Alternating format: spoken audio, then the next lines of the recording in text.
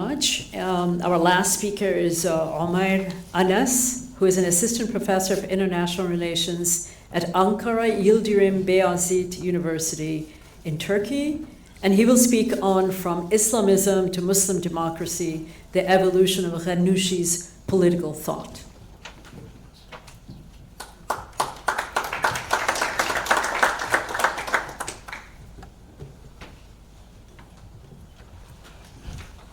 Bismillahirrahmanirrahim. Assalamu alaikum wa rahmatullahi wa barakatuh. Thank you very much. CSID and Dr. Adwan for your kind invitation. And there could not be any bigger honor to speak at this important session, especially when Professor Esposito is amongst us. I remember very clearly, especially after the 9/11 and when I started my own academic career as a student in 2007 at my university. His book, Islamic Myth, Islamic Thread, A Myth or Reality. I must say that his book has saved many young scholars like me from being misled by that excessively securitized study of Islam. We are now studying a normalized study of Islam, not the securitized study of Islam, which might be funded by many security agencies and the warmongering industry at that time. We are celebrating at the same time. We are also concerned about Sheikh Rachid Ghannouchi and his ideas about Islam and democracy. I have been studying Islam and democracy and Islamic ideas, Islamic ideologies, especially comparing Sheikh Rachid Ghannouchi's ideas with other Islamic thinkers, specifically Maulana Maududi of South Asia, of Indian subcontinent. I had published my first paper in 2023, and I had met Sheikh Rachid Ghannouchi in 2014 in Tunis, where I had interviewed him.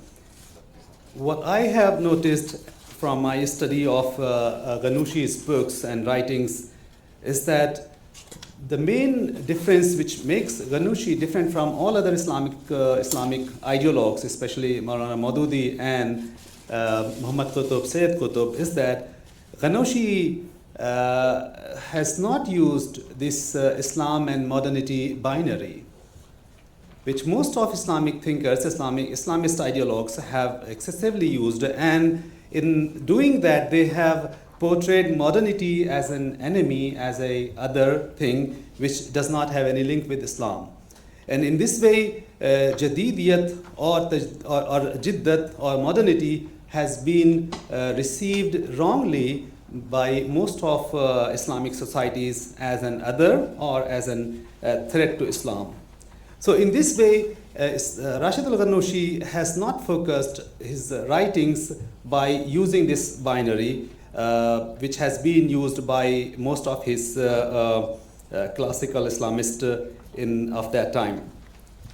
Rather, he has been a critical reader of Islamic societies or Muslim societies, in a way that he has highlighted many of the challenges and problems within Islamic societies.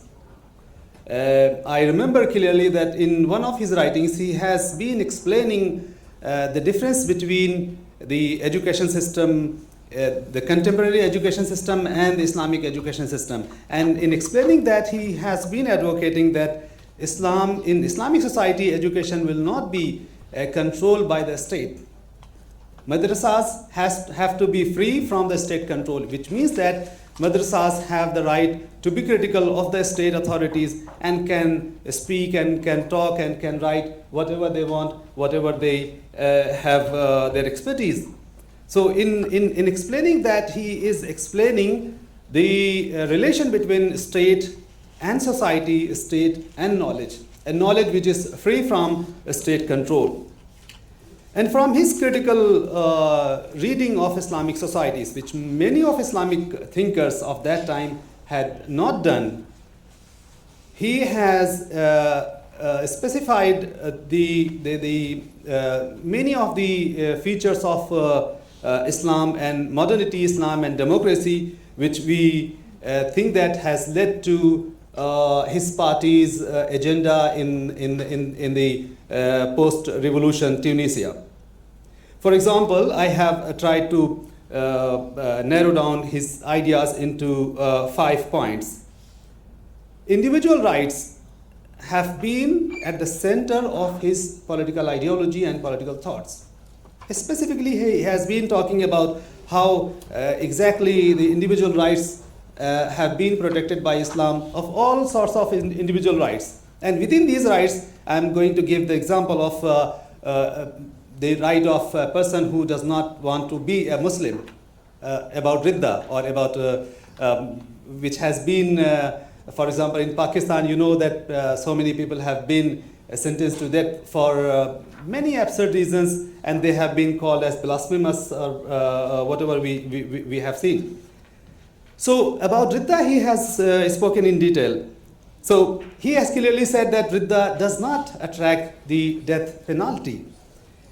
State and society relations have also been one of his most important attention, and he has explained that state-society relations are going to be in a very democratic way. In this explanation, I find him very close to Habermas, even though Habermas is not in good news these days because of his opinion on Gaza. But in normative theory, I understand that he is very close to state and society relation in the same way as Habermas has been in his writings.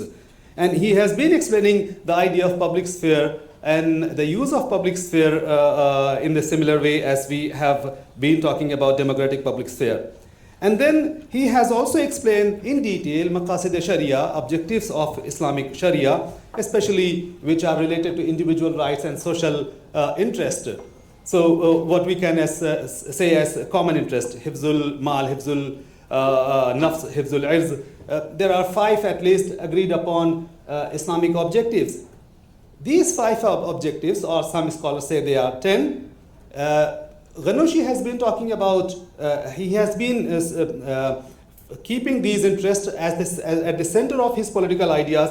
And then at the 4th point, he has been advocating very strongly about institutionalizing these rights and these mechanisms. Why? Because he is trying to explain that having these rights are not going to be given as a charity. They have to be protected by state institutions, and there should be institutions which should guarantee the applications of these rights. So he is also talking about taf'eel of these rights.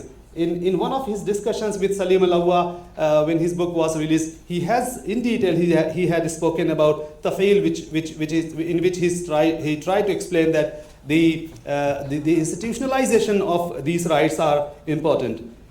And then finally, I should say that with all these critical understanding of Islamic society or critical reading of Islamic society, he came with an idea of a discussion on Dawla Madaniya, or civilian state. It was easy for him to call for an Islamic state. But we remember his political journey. He has been in jail. He has been Nasirist in 1970s. He was attracted to lefts also, and sometime like Islamist Marxism also. But in jail, when he was in jail in 1990s, and even today, if we follow his writing, his work and his practices, he has never called for violence. He has never called for.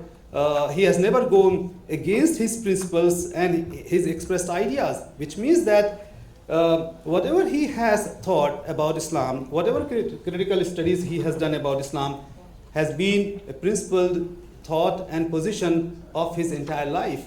For example, in Tunisian society, politics, we know very well that some of scholars, some of politicians have accused him of being hiding his real intention, and he might be trying to find an opportunity to implement the hardliner state, and he's just using democracy and these kind of soft discussions to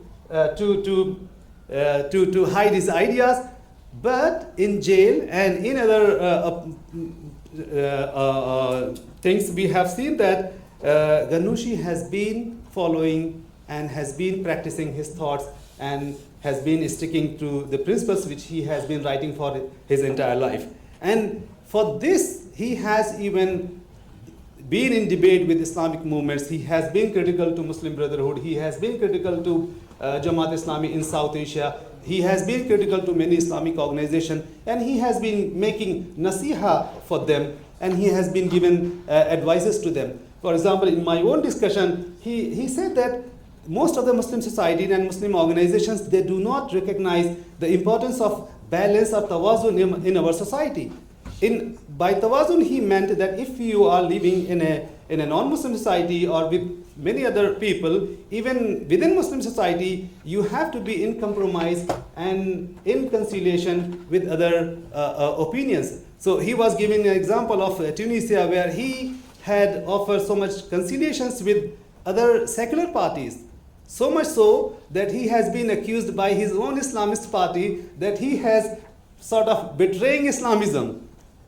But he was trying to prove a point that Islam does have a point, has a chance for reconcile and for a compromised position. And by doing that, he was proving a higher model of Islamism, which he has tried to prove in his entire life. So I would like to conclude here by saying that we have Ghannouchi, a thinker of Islam, a practitioner of Islamism, and a practitioner of Islamic politics, who we should say that we have missed very much, and many Muslim societies are not taking his opinions very seriously, and most importantly, most of the Islamic movements are not taking seriously his ideas and his thoughts. And I think that this will be one of the biggest mistakes which we are going to do, and for that we have to revive Ghannouchi's thoughts and ideas for our democratic future. Thank you very much.